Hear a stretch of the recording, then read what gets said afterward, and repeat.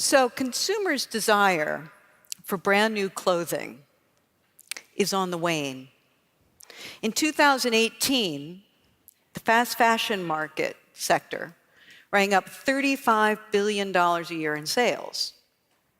But the second-hand clothing market pulled in $24 billion.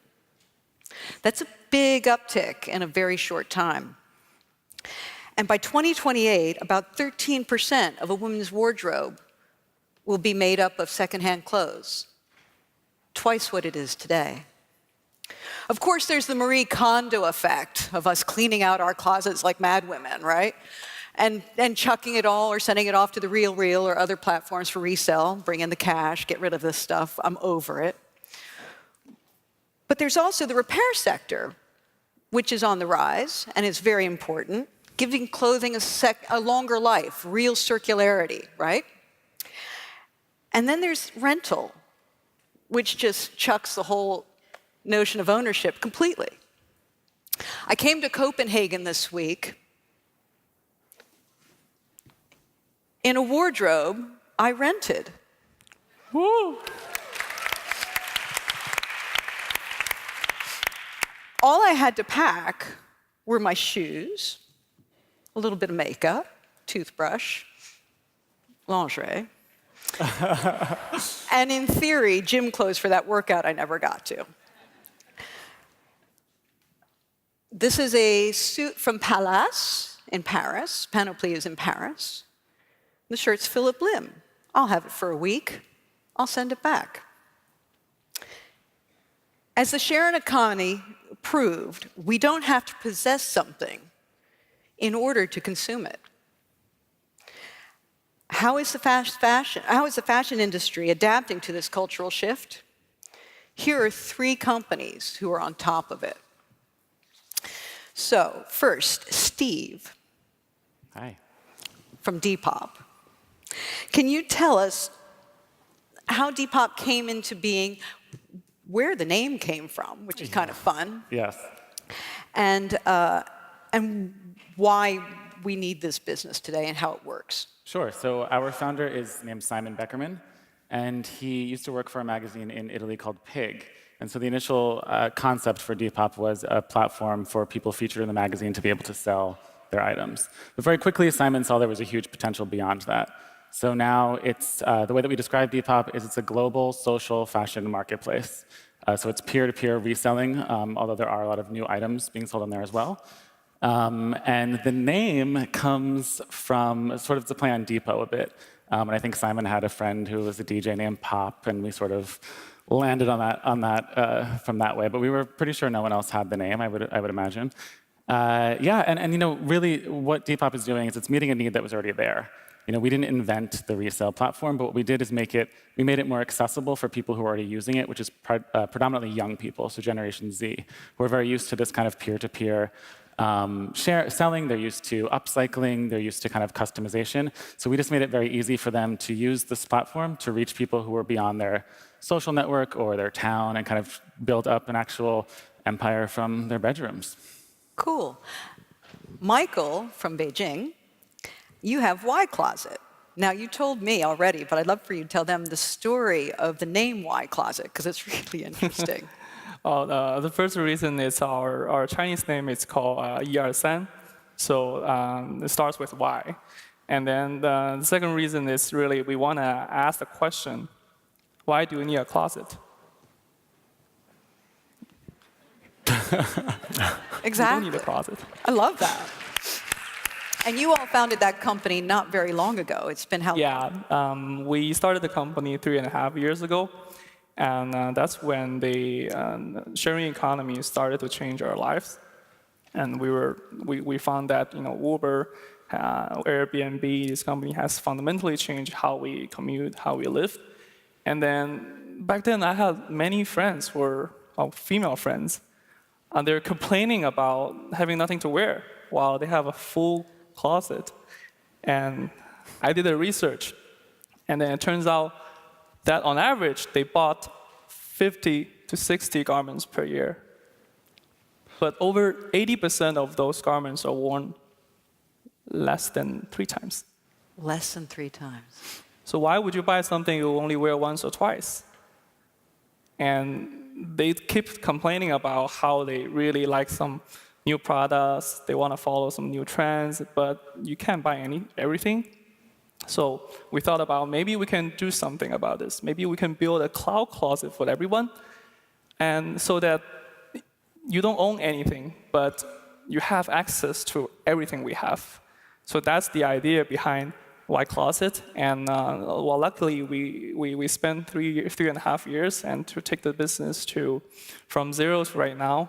And we ship over 2 million garments to our customers every month. And so it's been great. We are very lucky. And how many, would you call them users, members, subscribers, do you have? Yeah, right now we have, actually we have 20 million registered users. And then we have 500,000 subscribers that are actually using our service on a monthly basis. Enormous. It's great. And the thing that I found most interesting is you said you based the company's idea on Rent the Runway. Yep. But Rent the Runway started out really thinking about special occasion wear like prom dresses, mother of the bride, if we have an occasional red carpet moment that we rent a gown and then return it, because why buy a gown you're going to wear once? But your segment, your business is not based on that, is it? We're not. We actually have that business line, which is actually generated pretty good profit for us because, well, but the thing is, you don't need that every day. And you probably use it once or twice a year. But that's not something we are trying to disrupt. We are trying to disrupt your everyday closet instead of something you only won't use once or twice a year. And we think that business definitely is a good business. But dress codes in China is not very important. It's actually the first time I wear a suit this year. So I think it feels much more fulfilling to fundamentally change people's life on a daily basis. Right.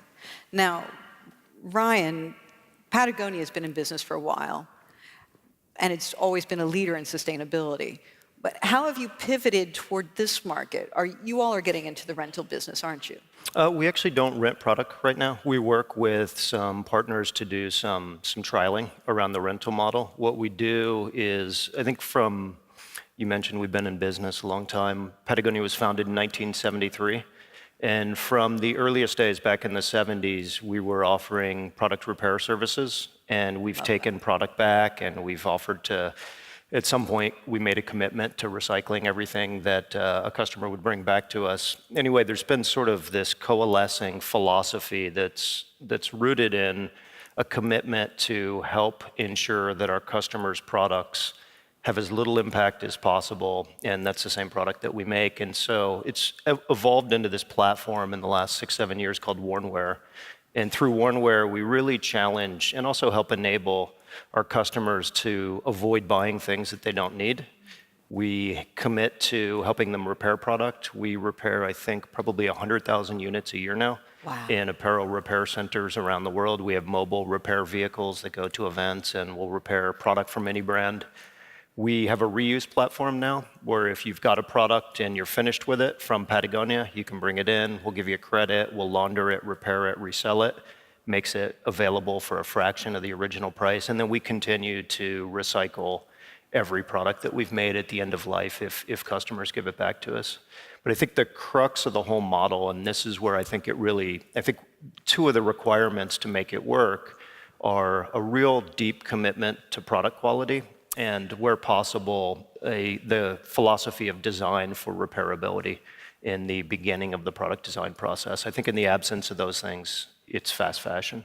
Exactly. Now, you all have a truck, don't you? Actually, you have 3 trucks, don't you? We've got Can you talk about the truck for a minute? 6, I love 7, the truck. 8 of them. Yeah, this whole notion of repair, and again, the idea of Wornwear is not the repair piece or the recycling piece. What it is a partnership between us and our customers, and we feel like our customers overwhelmingly are people who lead a pretty considered life and want to minimize their footprint, and they want to work with brands and support brands that think the same way. So on the repair front, in addition to providing the repair services, we teach people how to do repairs themselves at retail. We'll do simple repairs in our retail stores.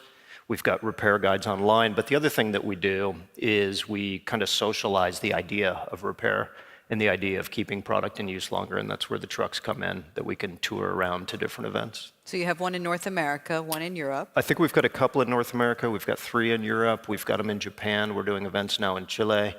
And the idea, we've moved from outdoor apparel in setting up repair for. We do wetsuit tours now, and we'll recalibrate the trucks to go and hit surf spots and repair wetsuits from any brand. We're now thinking about doing it with the fish community and waders. So, exactly.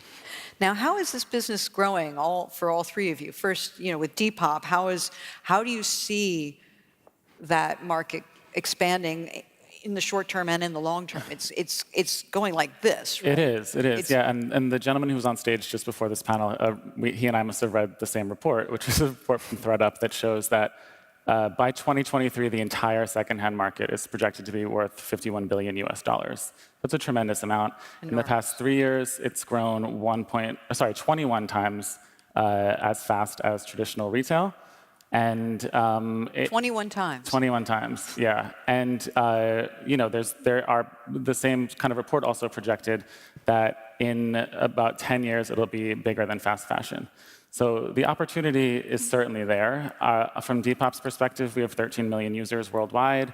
In 2018, our US business doubled in size, and we're projected to do that again. So I sort of can't stress enough that it's how young people are shopping. I think we are in constant contact with our community, and we hear that they care about things like sustainability and just shopping more responsibly. And this is a super convenient way to do that. It's very easy to use.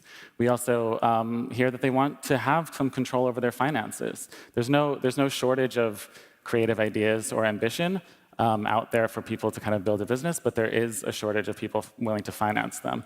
So there's a huge opportunity to keep bringing more people in when they realize the potential of this. And I think it's just where the thinking is. I'm, believe it or not a member of Gen Z. I'm like slightly older, but a lot of my colleagues are. And I think something I think about a lot when we talk about when other people outside of the company talk about Depop. I don't think any of my colleagues in their early 20s are shutting down their laptop at the end of the day and thinking like another solid day of disrupting the fashion industry. You know what I mean? I think they're thinking like this is how things should be and this is how things are. So I see only growth for us and also for resale in general. Now, Ycloset's growing like crazy. Yeah, it's been an amazing journey, and you've raised a lot of money. Yeah, we raised 5 rounds of financing in the past 3.5 years, and then almost $200 million, and we are hopefully trying to get ourselves listed in the next 2 years. Alibaba's a part. Yes, Alibaba is one of our shareholders, a very important one, and we also are working with Sequoia and SoftBank and the top venture capital investors as well. And how does this link rental with something like Alibaba, which is a retail platform where they want to sell? How do you link up and make these two segments fluid in clothing consumption? Yeah, I think that's a good question, and I think in fact they probably asked themselves these questions over and over again. And I think people see us as a rental platform, but we don't think we are a rental platform. We think we are a very unique retail platform. Why? 30% of our revenue actually comes from sales. So this is incredible. People, after they rent it, and these people actually see us as a platform to try new products, new designers, things that they would never buy before. And then 30% of people actually they choose to keep these products after they try it. And then we give them 2 options. One is to keep the used one they have, or they can buy a new one, and then we will have our suppliers ship another new one to them. That's very clever. Right. So for us, we see ourselves as a new retail channel. And women's wear is a big market in China. It accounts for 40% of the GMV in Alibaba, and probably 70 to 80% of their gross profit. So I don't think anyone would miss that trend. And I think at the end of the day, this is a 200 billion market in China. So we have a lot to grow, I think. Yeah. And you focus solely on women's wear for the Yeah, moment. unfortunately, otherwise For the I would moment. rent something. What are you today. wearing today? Sorry? We are 100% women's wear, so I'm pushing really hard on menswear, but our colleagues don't think there's a market fit in China yet. And the cultural difference is that you said that men aren't fashion-oriented, that they go for something more classic, they go to tailors and have things Exactly. made the old school way. Exactly. And so the rental industry doesn't really work for men in I don't think it China. works for men, because if you want to wear something over and over again, then it wouldn't make sense for you to rent. But I think women's are exactly the opposite. Anything they wear, I mean, we had a very interesting saying in China that if you wear something, if you take a photo, then that garment is dead. Especially in social media, right? And people post their photos all the time, then you will never wear something twice. Right. So that's the logic behind our business model, and it's behind the millennials and Generation Z. Right. And you're also moving into children's wear, correct? Or that's one of your not ideas? yet. Not yet, Not but yet. it's a potential market. Yeah, it's a potential market. A crazy smart potential market. Having been a mother and burned through a lot of children's clothes, those 3 months, 6 months, 12 months, they put it on 3 times and then they've grown out of it. It's very clever, that. Now, with Steve, Yes. I'm sorry, Okay. Ryan, at Patagonia, how are you all growing the business? You're the only brick and mortar business out of the 3 of you here. We have 2 retail spaces. Ah, you do. Yeah, one in New York and one in LA. And they're shops and showrooms? They are shops. We have a rotating program of pop-ups. It's all about spotlighting the community. So we have some stock that we keep there. There's a rotating program of pop-ups, like I said, and then there's also a studio space where users can come in to have their items photographed sort of in a more professional setting. Right. Yeah. But Patagonia has... Yeah, we've got probably, 100, 120 stores around the world. So not a huge retail footprint, but Right. certainly bigger than 2. And as Depop, while it has 2, is more or less an online platform. Absolutely, yeah. And Ycloset's 100% 100% e-commerce. Yeah. How do these, back like retail and rental, how does this blend together? How does bricks and mortar, online, rental, repair all work together seamlessly? A host of ways. I mean, I think for us, retail has always been an incredibly important part of the combination. It's the place where we can get together with our community. It's the place where we can show all the dimensions of the brand. In Europe, we run 10 retail stores, so it's a really tight footprint. We just opened one in Innsbruck a few months ago, and very intentionally, it was our most technical store in Europe. We're opening one in August in Berlin, and it'll be very different. And we're still sort of concepting through it now, but the ambition with that store is to really make it kind of a place, a meeting place and an asset and a resource for the activist community. So it's about community. Yeah. As opposed to just selling. Absolutely. Yeah. And I remember going to the Patagonia store once in Georgetown in Washington, D.C., and there was a pop-up of a taco stand that's normally at the farmer's market. And I just loved how they sort of had melded the farmer's market and an outdoor gear shop, and that, indoor, outdoor coming together. It was really nice. And so it was totally about community. Yeah. No, I mean, that's, I think sometimes people wonder if it's just clever marketing. And the reality is, I mean, Patagonia really has been, from early on, kind of an experiment in doing business differently. And I think part of what we've tried to accomplish with that is go to forums like this where the business comes together and prove that you can actually you can run a good business, you can grow the business, at least within limits that make sense. Right. And you can do things differently. And then part of it is tying into and building and supporting a community of like-minded people. And what are you wearing today? What am I? Oh, I can't tell who you're looking at, sorry. It's funny, to your point about not wearing the same thing, I realized my bio shot is actually in the same shirt, so I violated that Chinese rule. But I'm wearing an organic cotton shirt and some jeans that are made also with organic cotton, both from Patagonia. Excellent. Now, and what are you wearing? Well, thank you for asking, Dana. This suit is whatever, but this shirt is sourced from one of our vintage sellers, one of our Depop vintage sellers who's based in London called Serotonin Vintage. Oh, that's pretty frightening. Yeah, you know, I live a hardcore life. Very cool. Now, we only have a few minutes left. I'm supposed to take questions, but I first need to ask on quickly the 10th anniversary of the festival, of the summit. Where do you see the business 10 years from now? In your domains, like in rental 10 years from now, in your crystal ball? 10 years from now, I don't think it will completely eliminate the new sales market. It's impossible. I think it will become a very important retail channel for many brands and for many customers to experience the different products. And I think that's going to be much bigger than today. And I think the Generation Z, when they become older, when they enter the workforce, and they will be completely different from our parents' generation. And I think that's the future that we are betting on. Right. And then at Depop, 10 years from now, will resale it will just all be resale and new clothes will be like couture? I mean, I certainly hope we see more brands engaging with resale in a meaningful way as a platform for also engaging with sustainability. I think, frankly, it's not too late now, but if they're not doing it already, they're a little bit behind. So hopefully we won't be leaving everyone behind as we move into So vintage is the new black? Hey, listen, you said it. And at Patagonia, where do you see the community repair, resale, rental of everything in the future? Yeah, I mean, I guess the way I think about it is, and it's been sort of a theme through this conference, there's been a lot of discussion, thankfully, about the dire state of the planet. And I think this topic, often misused as it is, of sustainability is kind of interwoven through the conference. And I think when I think about 10 years out, I'd like to be a productive part of a healthy planet where the natural systems that are collapsing today, we're more optimistic 10 years from now than we are today.